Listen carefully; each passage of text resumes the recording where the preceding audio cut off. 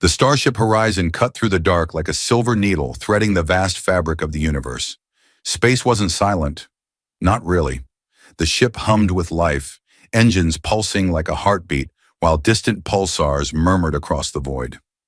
Jack Mercer leaned against the corridor wall, nursing a cup of something that was technically labeled coffee, though it tasted more like warm battery acid. The Terran Exploration Corps wasn't known for its luxury beverages. He stared out the narrow viewport at the purple swirl of a nearby nebula. It was beautiful, sure, but he was getting tired of beautiful.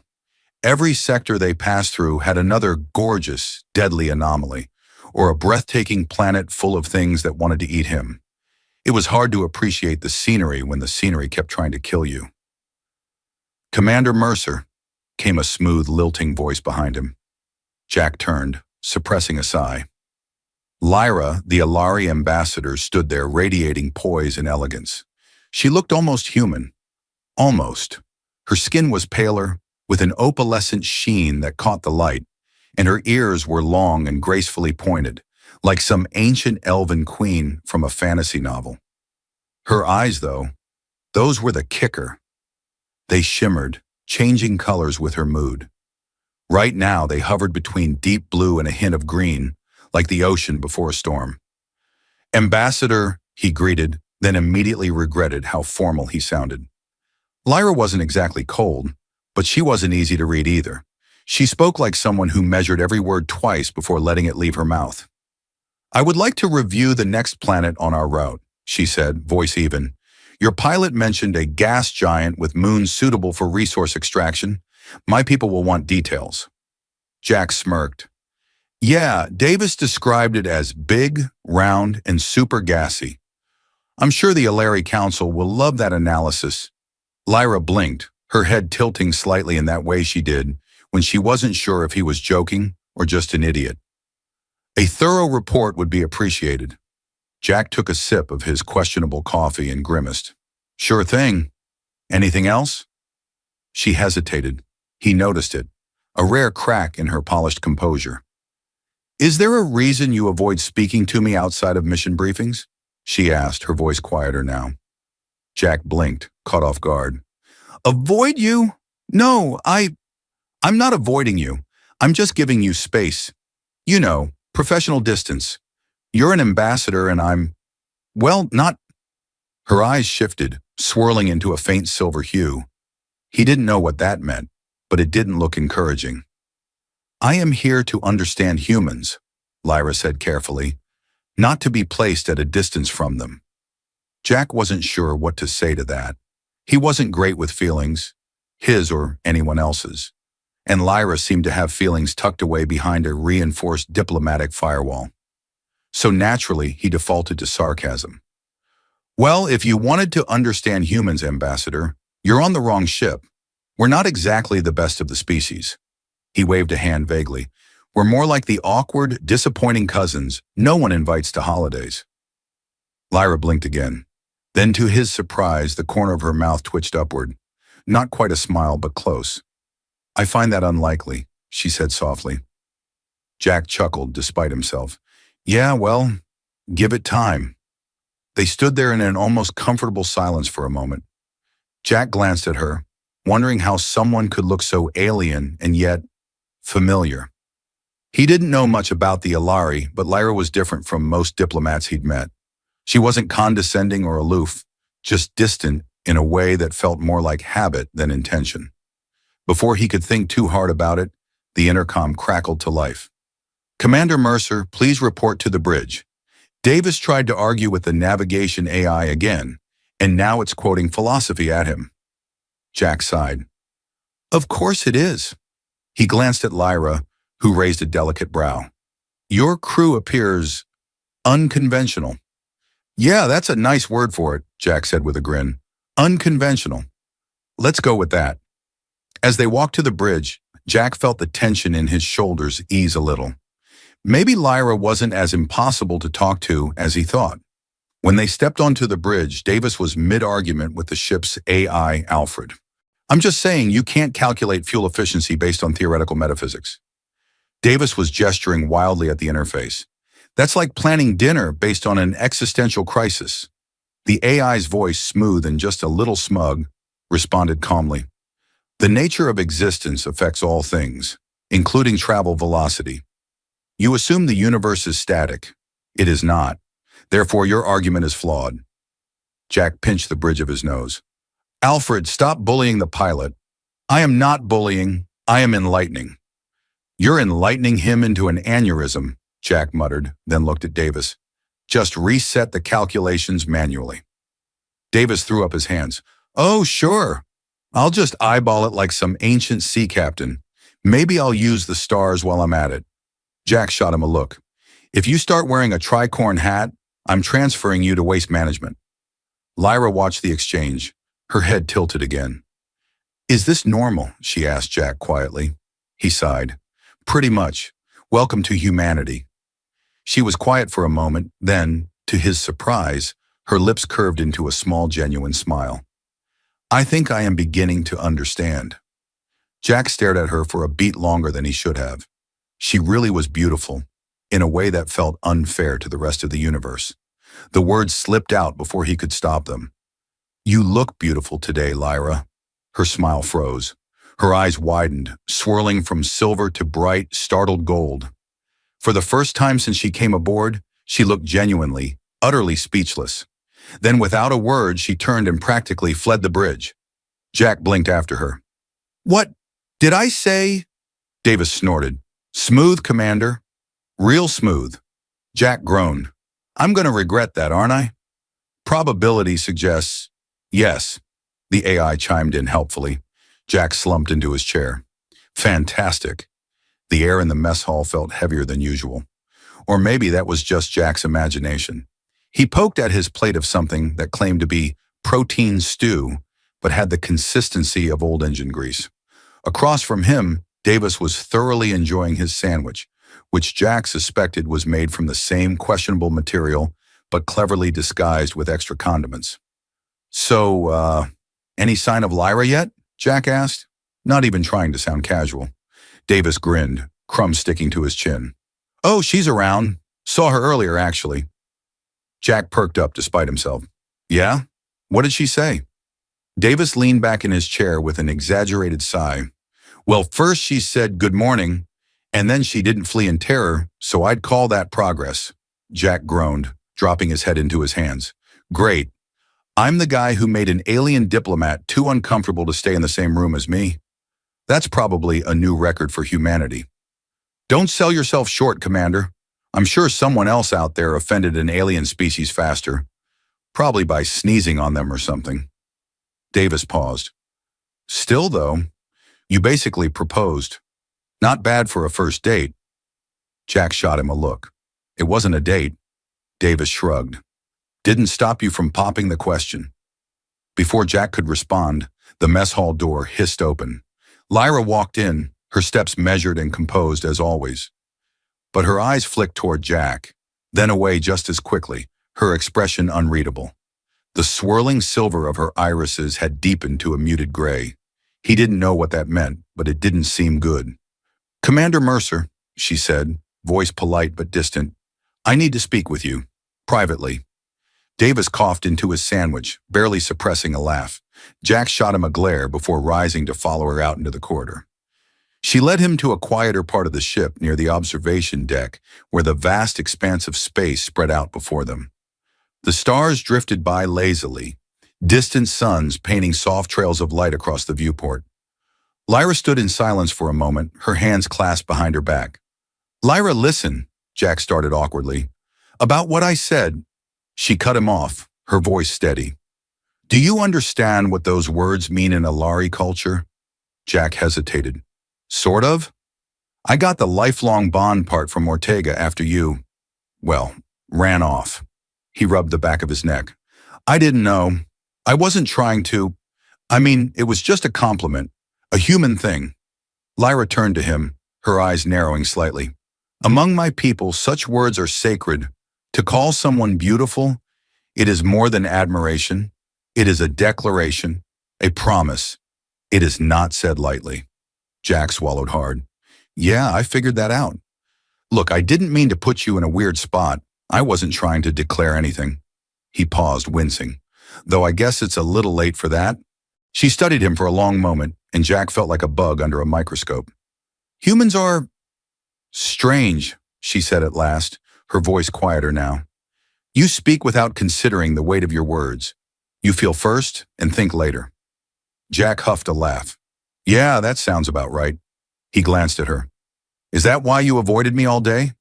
Thought I was trying to, what, claim you or something? Lyra's gaze flickered to him, something like amusement tugging at the corner of her mouth. It was more complicated than that. Jack tilted his head. Complicated how? She hesitated, then spoke slowly, as if choosing each word with care. I am an ambassador. I was chosen for my ability to remain impartial, to observe and understand. But you confuse me. Humans confuse me. Jack raised an eyebrow. Well, we are an acquired taste. Lyra actually smiled. A small, fleeting thing, but it was there. Jack felt an odd warmth in his chest, like he'd just stumbled onto a rare and precious artifact. Before he could say anything else, the ship jolted violently, alarms blaring to life. The lights flickered and Jack instinctively grabbed the railing. Bridge, report! He barked into his comm. Davis's voice came through, strained. We've got company, Commander. Unidentified vessel just dropped out of warp. They're hailing us, and, they've got guns. Jack muttered a curse under his breath. On my way. He glanced at Lyra. Looks like the heart-to-heart's gonna have to wait. Her expression hardened, diplomat's mask sliding back into place. Then let's deal with this interruption. They reached the bridge to find Davis frantically rerouting power to shields while Ortega monitored the approaching vessel. On the view screen, a jagged, rust-colored ship loomed, looking more like a scrap heap held together by spite and bad decisions. The comm crackled, and a voice rasped through the speakers. This is Captain Vorgath of the Blackthorn. Surrender your cargo and no one gets hurt. Jack exhaled slowly. Pirates. Great. Because today wasn't complicated enough. Davis glanced back. So, what's the plan, Commander? Diplomacy or explosions? Jack exchanged a look with Lyra. Her gaze was steady, unwavering. Let's start with diplomacy, Jack said, and keep explosions as a backup. Lyra nodded. Agreed. Though, with pirates, the distinction is often thin. Jack chuckled, despite the situation. Welcome to humanity. Lyra actually laughed, a quiet melodic sound that, for a moment, made Jack forget the looming threat entirely. Let's hope we survive long enough for me to finish understanding it, she said dryly. Jack grinned, settling into his command chair. Stick with me, Ambassador. I'll show you all the ways we mess things up. The pirate ship loomed closer. Jack's smile didn't fade. After all, he added with a smirk, we're unconventional. The pirate ship loomed on the view screen like a rusted predator, all jagged edges and bad intentions. It looked less like a vessel and more like someone had fed an asteroid into a blender, then slapped engines on the biggest chunk that survived. Jack leaned back in his chair, one boot propped against the console, projecting a confidence he absolutely did not feel. All right, he said, cracking his knuckles. Let's talk to Captain Scrapheap. Davis glanced over. You sure you don't want to open with explosions? I feel like they're more our speed. Let's save the fireworks for later, Jack replied. Maybe we get lucky, and they're the friendly sort of space pirates. Ortega snorted from her station. Yeah, maybe they just want to sell us cookies. Jack grinned. Pirate scouts of the Andromeda sector? I hear the thin mints are to die for. The comm crackled again. This is Captain Vorgath. Surrender your cargo. Last chance. Jack tapped the console and leaned forward. This is Commander Jack Mercer of the Starship Horizon. Hi there, Captain Vorgath. I'd love to chat about cargo, but I seem to have misplaced our manifest. Maybe we could skip ahead to the part where you tell us what you actually want. There was a pause, then the voice returned, low and growling. All of it, Jack blinked. All of it? That's not a very specific number. Weapons, fuel, supplies, and the Alari. Lyra stiffened beside him, her voice ice cold. I am not cargo. See, that's where we agree, Jack said smoothly. Ambassador Lyra isn't part of any deal. And I hate to break it to you, but our weapons are more stubborn than our pilot. Davis raised a hand. Hey, compliment, Jack added without missing a beat. There was a longer pause on the other end now, the kind that made Jack's skin itch. He glanced at Lyra. She was watching the screen, her expression unreadable, but her eyes had shifted to a deep, molten gold. He didn't know what that meant, but he was pretty sure it wasn't happy. They're charging weapons, Ortega said quietly. Jack sighed. All right, so much for diplomacy. Davis whooped. Explosion time! The first blast rocked the ship hard enough to throw Jack from his chair. He hit the deck with an undignified grunt. Shields holding, Ortega shouted over the alarms. Barely. Return fire, Jack barked, hauling himself upright. Davis slammed the controls with more enthusiasm than precision. The horizon spat bright lances of energy back at the pirate ship, scoring deep burns across its hull. The pirate vessel twisted to avoid the worst of it, but it moved with the grace of a drunk space whale. Direct hit on their port engines, Davis crowed. They're listing. Let's make sure they stay that way, Jack said. Target their weapons next. Before Davis could fire again, the ship jolted violently. A new alarm howled, different from the others. Jack didn't like the sound of it. It had the kind of urgent, wailing tone that screamed, "You are going to explode very soon." What now? Jack demanded. Ortega's fingers flew over the console. They launched a boarding pod. It latched onto deck 6. Jack swore under his breath. They're coming in. He turned to Lyra. Stay here. The bridge is secure. Lyra's expression didn't so much as flicker. I am coming with you. Jack opened his mouth to argue, but one look at her face, her eyes now burning like molten amber, told him it would be a waste of air. Fine, he said, but stay behind me. They moved fast, racing down the corridors as the ship groaned and shuddered under more pirate fire. Jack's boots echoed against the metal floor, his pulse hammering in his ears. Davis caught up, breathless but grinning, like this was the best day of his life. You think these guys know who they're messing with? Considering they're still shooting at us, I'm gonna say no, Jack muttered. They reached deck 6 just as the boarding hatch hissed open. A rush of smoke and steam billowed out, and through it emerged the pirates, hulking figures in mismatched armor, bristling with weapons and bad attitudes.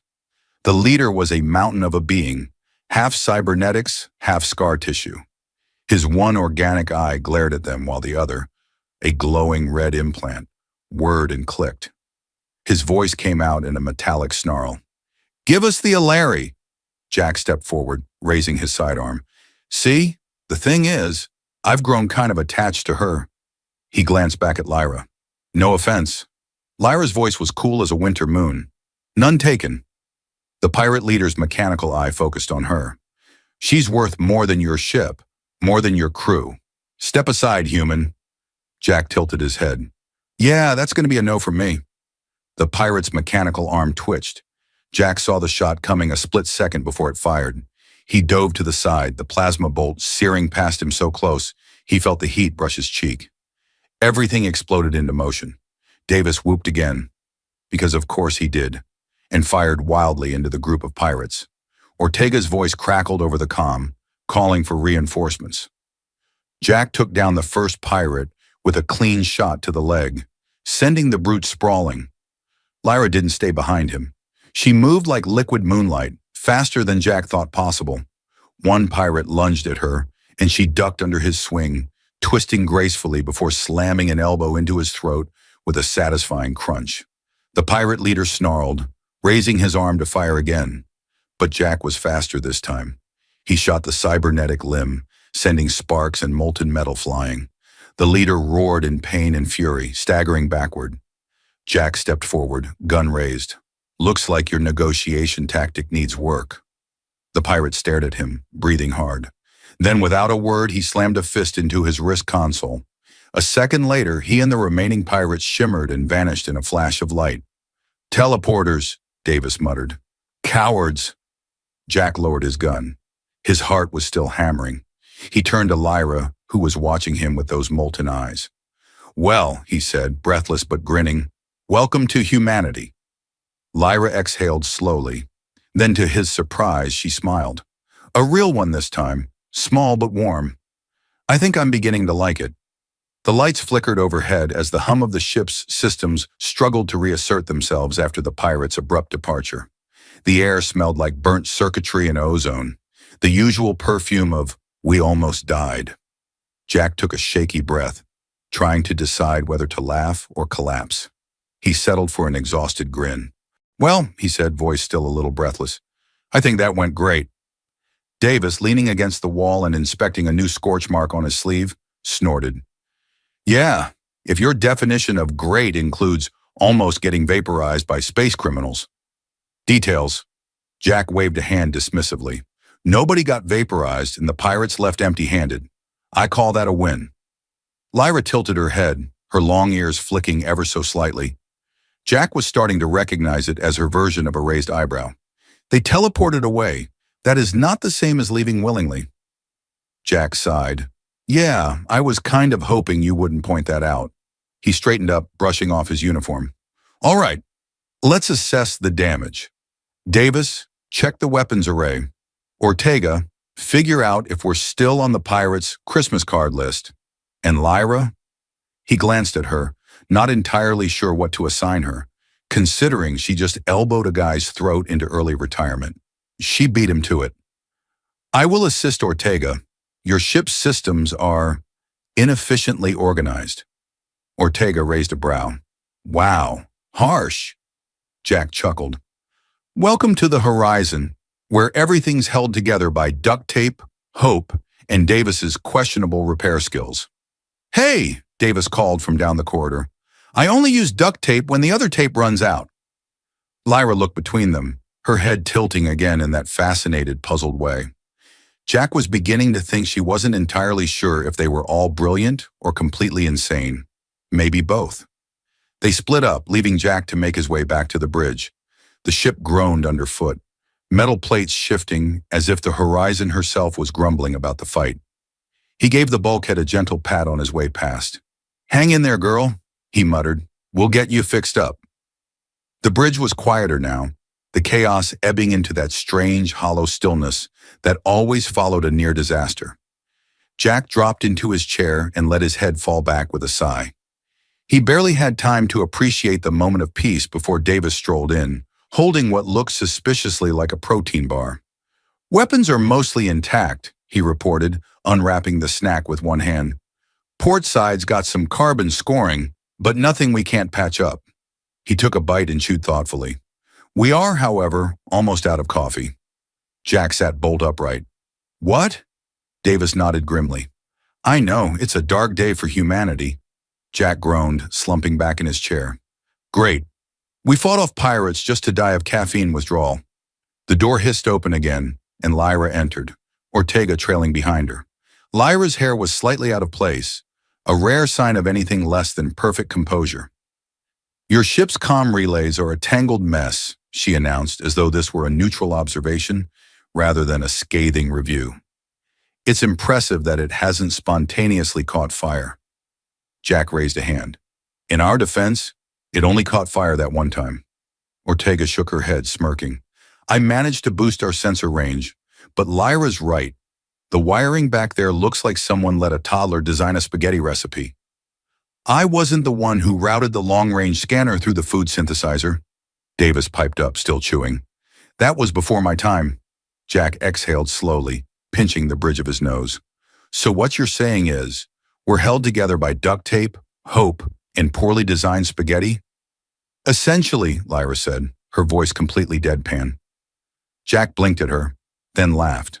A surprised, genuine sound. He wasn't sure what was funnier, the joke itself, or the fact that Lyra was starting to make them. Lyra watched him for a moment, her expression softening. For a second, Jack could almost believe this wasn't a diplomatic mission, that they weren't light years from home with pirates on their tail. It felt normal, like they were just people on a ship, figuring things out as they went. That moment shattered when the console lit up with a high-pitched beep. Ortega lunged for the controls. "We've got a problem." Her voice lost all trace of humor. "The pirate ship's back." Jack stared at her. "What?" "They jumped to light speed." "Looks like they doubled back," Ortega said grimly. They're coming in fast, and they're not alone. Two more ships just dropped out of warp with them. Jack's stomach sank. Oh, fantastic. They brought friends. The comm crackled, and that familiar growl filled the room again. Commander Mercer, Captain Vorgath's voice dripped with barely contained fury. You made a mistake. Jack leaned forward, his tone all mock cheer. Yeah, I get that a lot. You'll have to be more specific. You should have surrendered the Alari. Jack glanced at Lyra. Her face was calm, but her eyes burned again. Not gold this time, but a cold, glimmering silver. He didn't know what that meant yet, but he was pretty sure it wasn't, let's negotiate. She's not yours to take, Jack said firmly. There was a low chuckle on the other end of the line, a sound that made Jack's skin crawl. She will be, Vorgath promised, one way or another. The comm cut off, leaving nothing but the quiet hum of the ship and the distant echo of alarms. Jack exhaled slowly, turning to his crew.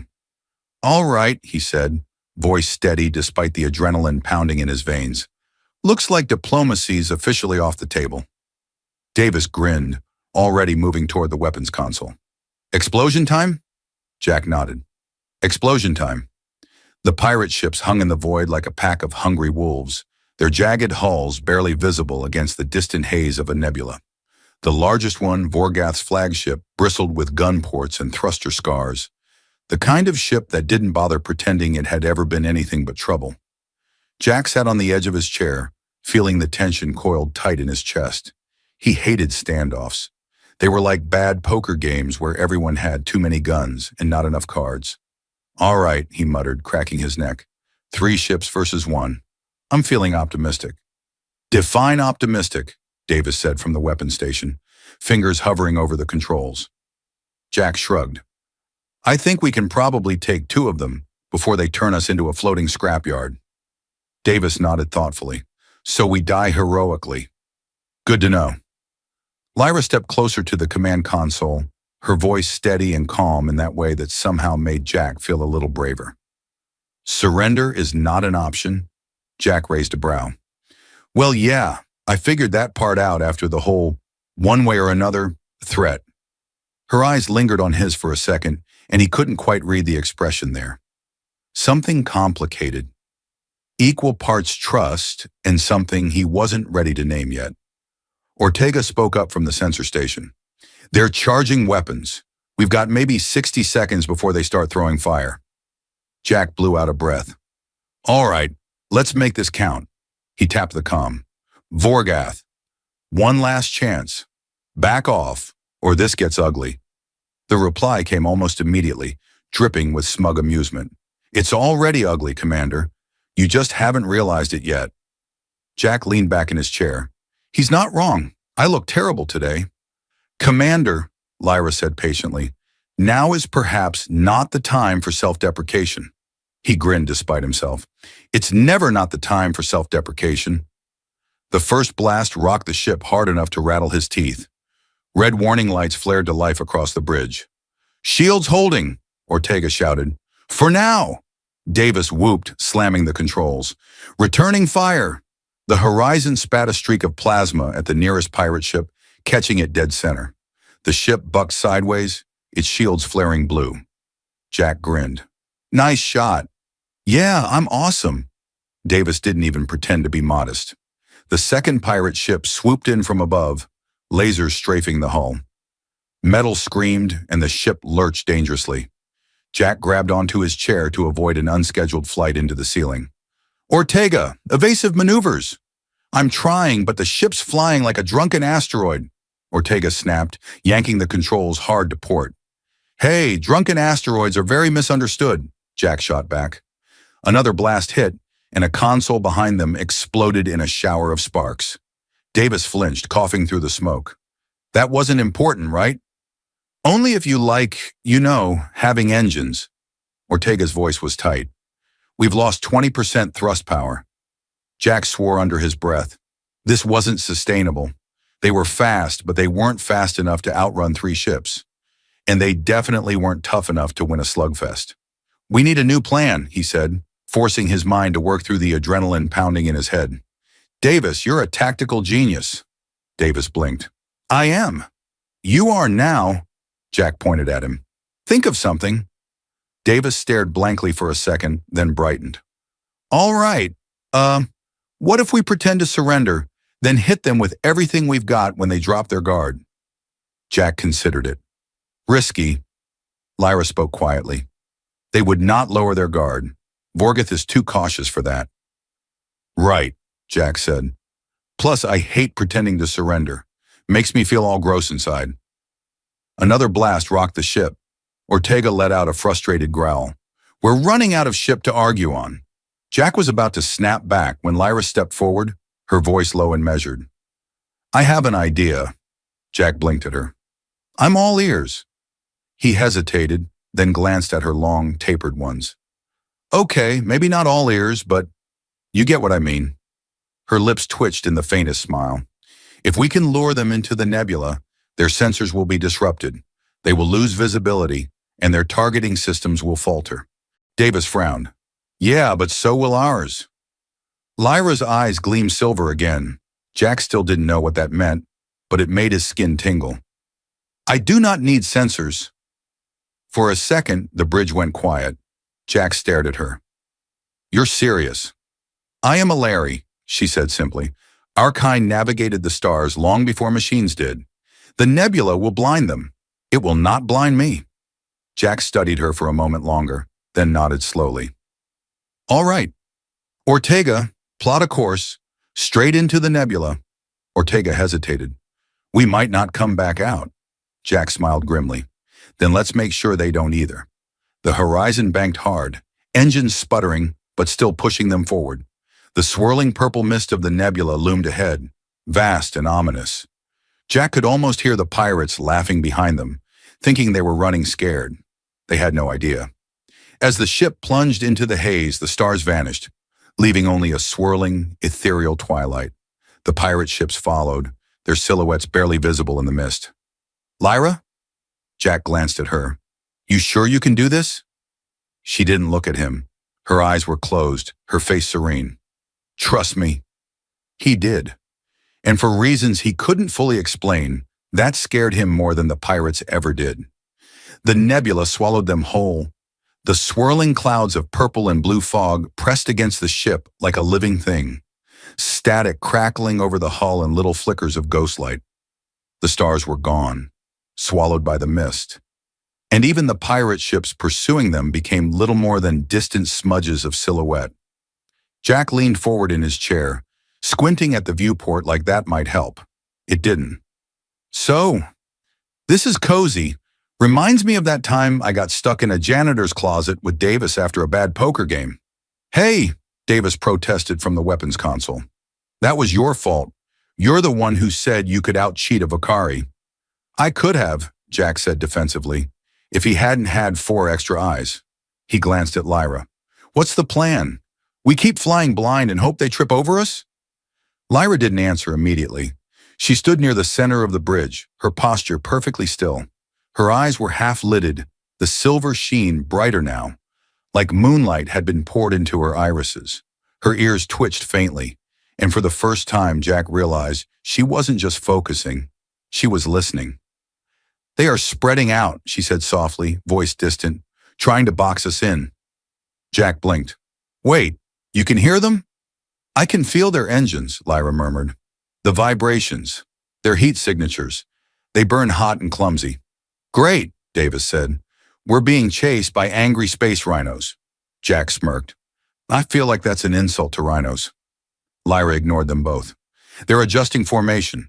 The lead ship, Vorgeth, is holding back. He waits for us to panic. Her head tilted slightly. The others push forward, sloppier. They expect us to break first. Jack leaned back in his chair, folding his arms. Then let's disappoint them. Ortega, cut our engines.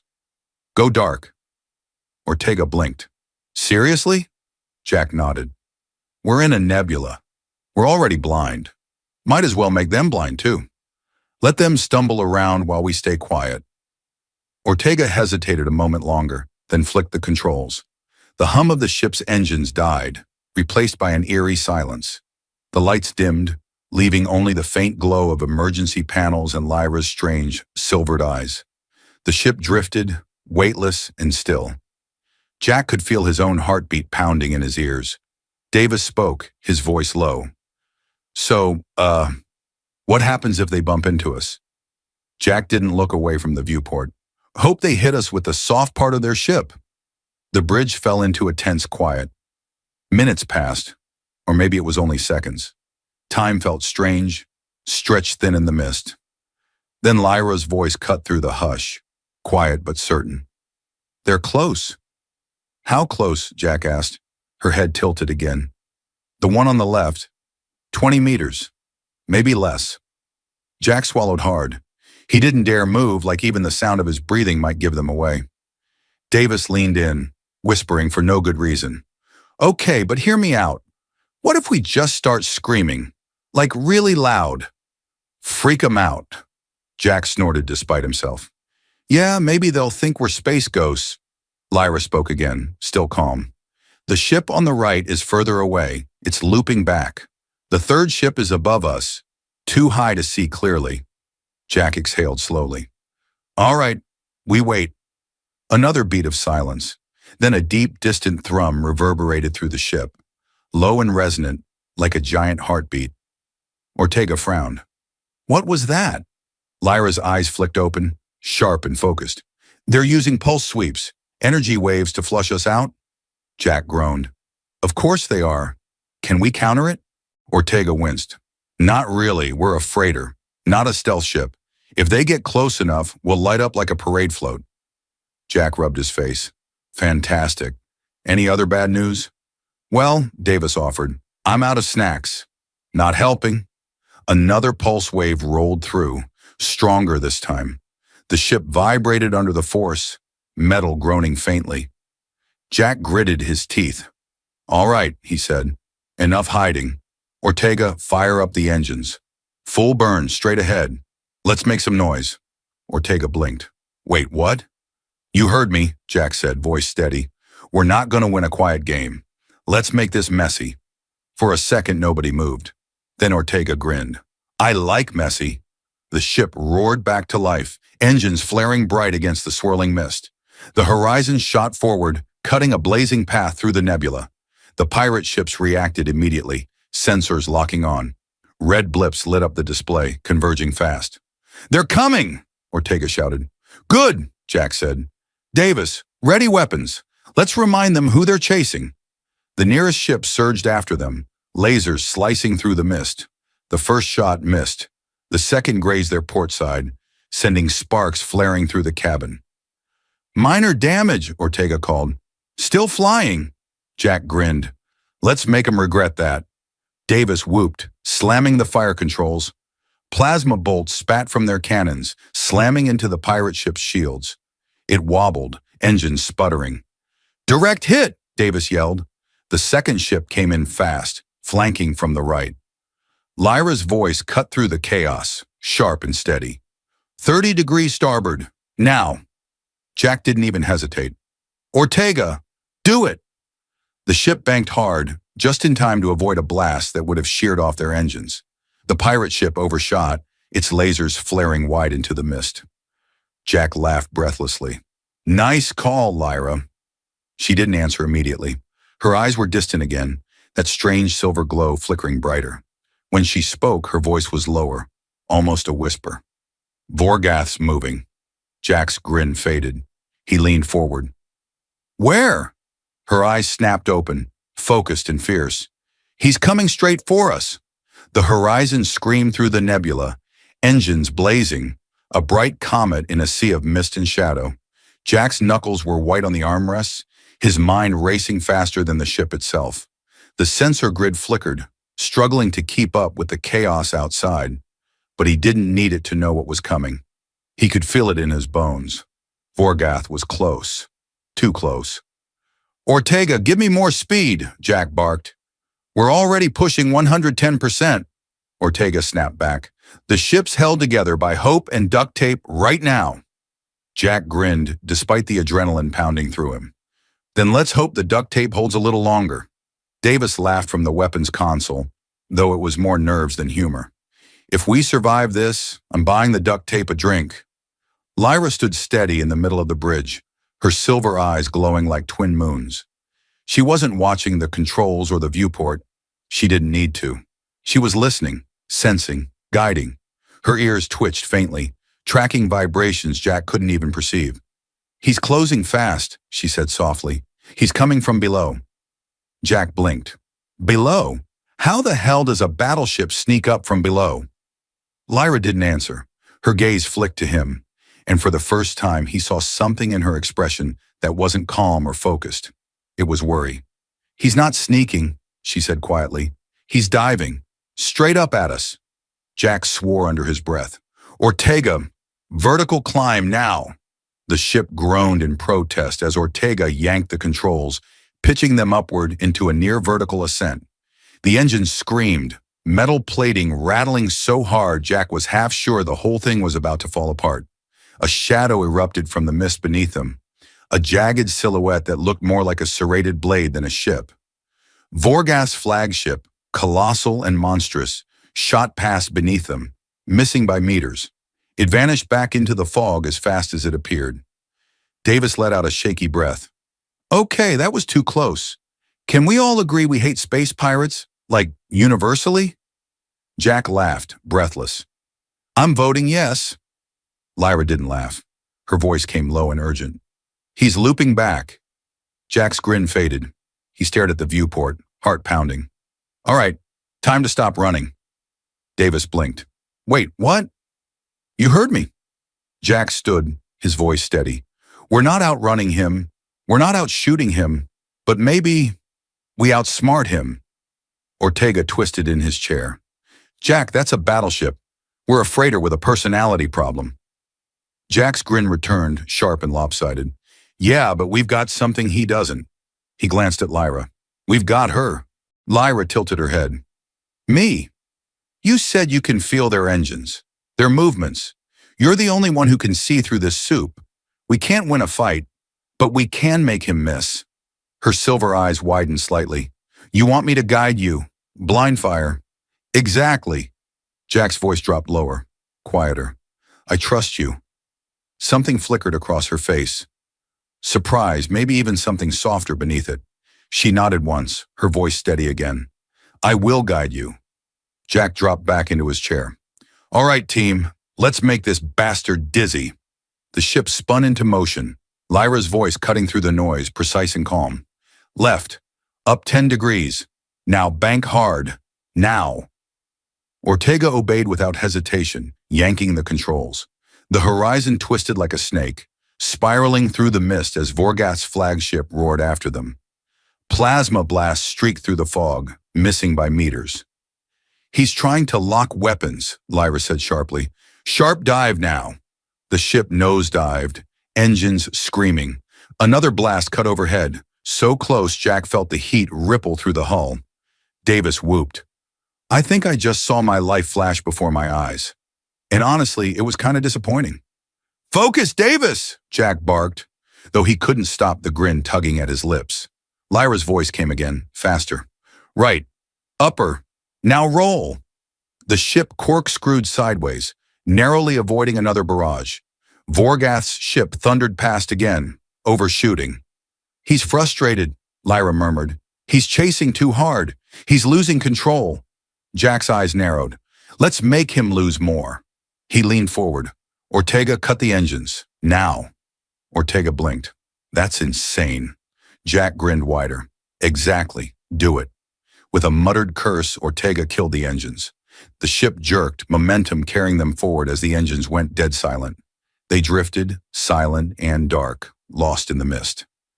Vorgath's ship roared past one final time, blind and furious. He didn't see them. Jack waited a beat longer, then tapped the comm. "Hey, Vorgath!" His grin widened. "You missed." Davis slammed the weapons controls. The horizon fired one perfect, precise shot, right into Vorgath's exposed engines. The battleship erupted in a fireball, flame and debris swallowed instantly by the nebula. The shock wave rocked the horizon, but Ortega was already on the engines, reigniting them and pulling them clear. The mist thinned. The stars reappeared. They were free. The bridge fell into stunned silence for a moment. Then Davis laughed, loud and breathless. Holy crap, we actually did it. Jack exhaled slowly, leaning back in his chair. Yeah, we did. Lyra turned to him, her voice quiet. You trusted me. Jack met her eyes. Yeah, I did. He hesitated, then smiled, softer this time. You look beautiful today, by the way. Lyra blinked, her ears twitching faintly. Her silver eyes widened, and for the first time, really, truly, she laughed. It was soft and melodic, and Jack decided it was his new favorite sound in the universe. You idiot, she said, smiling. Jack grinned back. Yeah, but I'm your idiot. The horizon sailed on, into the endless stars, a little battered, a little broken, but alive, and maybe, just maybe, stronger than ever.